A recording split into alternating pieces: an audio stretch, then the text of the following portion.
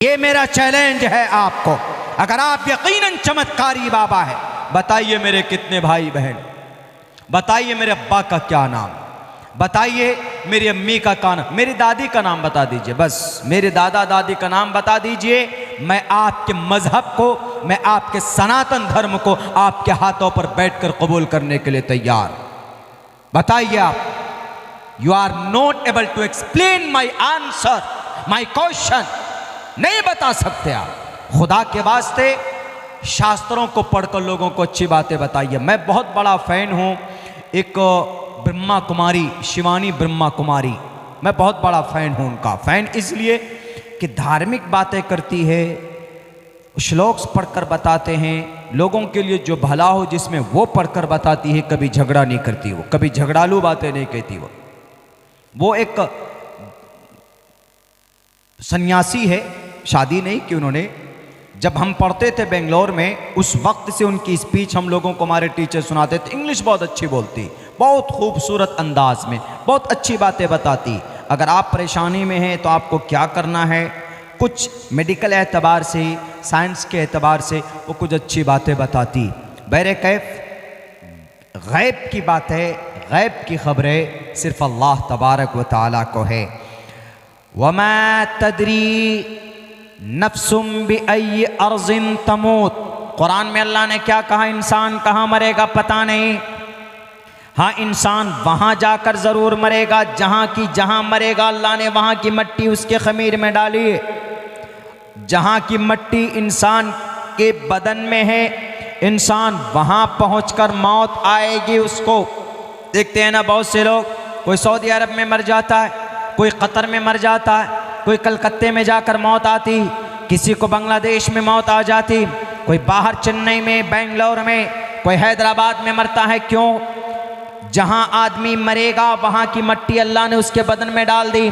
लेकिन ये सिर्फ ज्ञान, ये खबर किसको है? अल्लाह को। वमा तदरी नफ्सुम बिअय्यि अर्ज़िन तमूत। इंसान कहाँ मरेगा ये सिर्फ अल्लाह जानता है। उसके बाद फिर क्या कहा अल्लाह तबारक व तआला ने, इन्नल्लाह अलीमुन खबीर। अल्लाह जानने वाला है, अल्लाह जानने वाला, अल्लाह खबर रखने वाला है। अल्लाह के अलावा किसी को कोई खबर नहीं। यहाँ तक कि अल्लाह के नबी अलैहिस्सलातु वस्सलाम को जब तक अल्लाह तबारक व तआला वही के ज़रिए से खबर न दे दे तो अल्लाह के नबी अलैहिस्सलाम को भी पता नहीं चलता था। परेशानी के आलम में एक मर्तबा जब आप बैतुल मक़दिस गए, वाक़े मेराज का तज़किरा भी सुना होगा क़ारी साहब की ज़ुबानी। आप जब बैतुल मक़दिस पहुँचे, वहाँ से जब मेराज का सफ़र करके जब आप आए तो आपने मक्का वालों से कहा कि लोगों, मैं बैतुल मक़दिस भी गया हूँ, मैं जन्नत व जहन्नम का सैर करके आया, पहले दूसरे तीसरे चौथे आसमान से घूम करके मैं आया। तो अबू जहल और बाकी दूसरे कुफ़ार ने, मुशरिकीन ने कहा, अच्छा आप होकर क्या आ गए बैतुल मक़दिस? चंद सेकंडों में, हम लोगों को तो कई हफ्ते लग जाते हैं और आप रात रात में घूम कर क्या आ गए? अच्छा एक काम कीजिए, बताइए तो बैतुल मक़दिस में कितनी खिड़कियां हैं, कितने दरवाजे हैं? तो अल्लाह के नबी अलैहिस्सलाम फरमाते हैं कि उस वक्त मुझे इतनी दिक्कत हुई, इतनी परेशानी हुई कि मैं जलील होने वाला था, मैं रुस्वा होने वाला था। क्यों? कोई भी आदमी सवाल कर सकता। बोलते हैं ना, हम में से किसी को कोई अगर कहीं जाता है, मैं आगरा का ताजमहल देख के आया हूँ, तो आदमी जो पहले से देखा हुआ होता है वो कहता है, अच्छा बताओ तो आगरा का ताजमहल देख कर क्या है, कितने गेट है उसमें, अंदर कैसे घुसते हैं, खिड़की कहाँ पे है बताओ, वो वाला पिलर दिखने में कैसा लगता है, ज़रा बताओ तो। आगरा का ताजमहल, उसके चारों मीनारे जो चारों तरफ वो ऐसे झुके हुए नहीं, ऐसे झुके हुए बाहर की तरफ, ताकि आंधी तूफान आए गिरे तो ताजमहल महफूज रहे, वो बाहर की तरफ, नीचे की तरफ गिर जाए, अलग गिर जाए। तो कोई आदमी कह सकता है कि ज़रा बताओ दिखने में कैसा लगता है। जो जाएगा वही बता सकता है कि ताजमहल दिखने में कैसा लगता है, कौन सा गेट कैसे है, कौन सी खिड़कियाँ कहाँ है, कौन से दरवाजे कितने लंबे चौड़े हैं, वो अनजान आदमी नहीं बता सकता। अब लेकिन कोई जाता है तो उमूमन कभी कभी ऐसा होता कि गौर नहीं करता क्या है नहीं है। एक मर्तबा गया, सरसरी नज़र देखा, अरे ये ताजमहल है, वाह क्या खूबसूरत है, देख करके, लेकिन ये फिक्र, ये ध्यान नहीं देता है कि दरवाजे कैसे बने हुए हैं, कितना चौड़ा है, खिड़की कैसी है, कोई नहीं करता।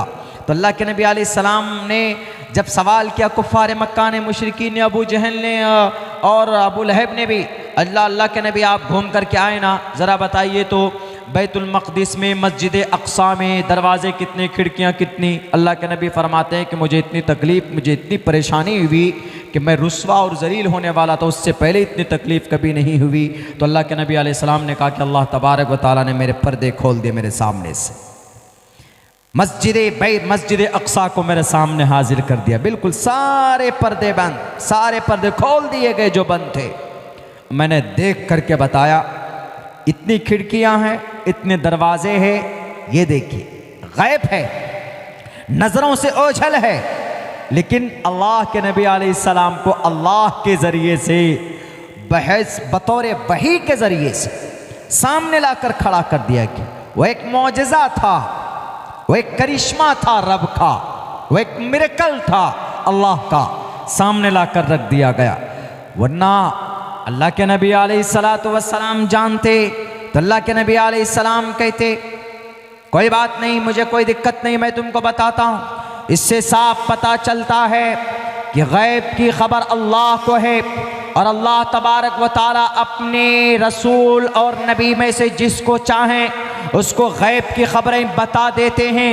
अल्लाह के बताने के बाद किसी को खबर होती, लेकिन सिर्फ नबी और रसूल में से, हम और आप में से किसी को नहीं।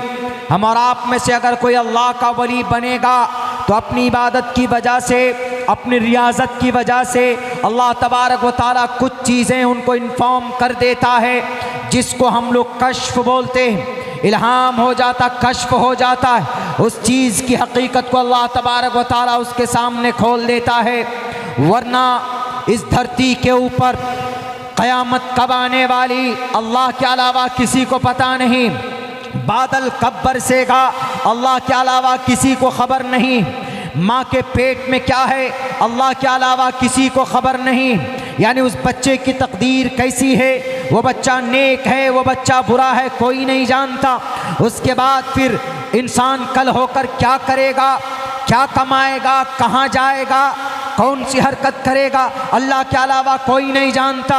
और इंसान मरेगा कहाँ पर, ये भी अल्लाह तबारक व तआला के अलावा कोई नहीं जानता। अगर वो कहते हैं कि मैं भविष्यवाणी, मैं चमत्कार करता हूँ, मुझे वाणी होता है, तो खुदा के वास्ते मैं दरख्वास्त करूँगा कि उनको पीएम की कुर्सी पर बैठाया जाए, ताकि आने वाले 100 साल की सारी गैब की बातें उनको पता चले कि इस देश में कब कोरोना आएगा। 1 साल पहले ही बता दे कि लोगों कोरोना आने वाला है, चाइना से टिकट बना चुका है, वो पिछले मर्तबा सफ़र हुआ था सन 2020 में मार्च में, अब दोबारा आने वाला है, टिकट कंफर्म हो गया उसका राजधानी से या फ्लाइट से, ताकि शास्त्री जी को पता चले। शास्त्री जी फ़ौरन ऑक्सीजन का भी इंतज़ाम कर लें और फ़ौरन जनाब वेंटिलेटर का भी इंतज़ाम कर लें, ताकि कोई कोविड से ना मरे। यही बेहतर होगा ना कि जो मुस्तकबिल की बातों की खबर रखता हो उसको कुर्सी गद्दी पर, कुर्सी इख्तिदार पर बैठना चाहिए। कौन सा बम किधर से आ रहा है, कम से कम शास्त्री जी को पता तो चलेगा कि चाइना कब हमला करने वाला है, उनको पता चलेगा, वो लोगों को बताएंगे कि लोगों इस मुल्क में चाइना फना तरफ से बम फेंकेगा, इसलिए वहाँ के लोगों को खाली कर दो। लेकिन नहीं जनाब, नहीं, ये लोगों को बेवकूफ़ बनाने की एक ट्रिक है। और पता है क्या लिखा है अपने बारे में, उन्होंने कल एक एप्लीकेशन लिखा है, दरख्वास्त ये लिखा है, पुलिस वाले भाई साहब, मेरी जान की रक्षा के लिए मैं ये पिटिशन दे रहा हूँ। क्यों जी? मेरी जान को अज्ञात लोगों से ख़तरा है।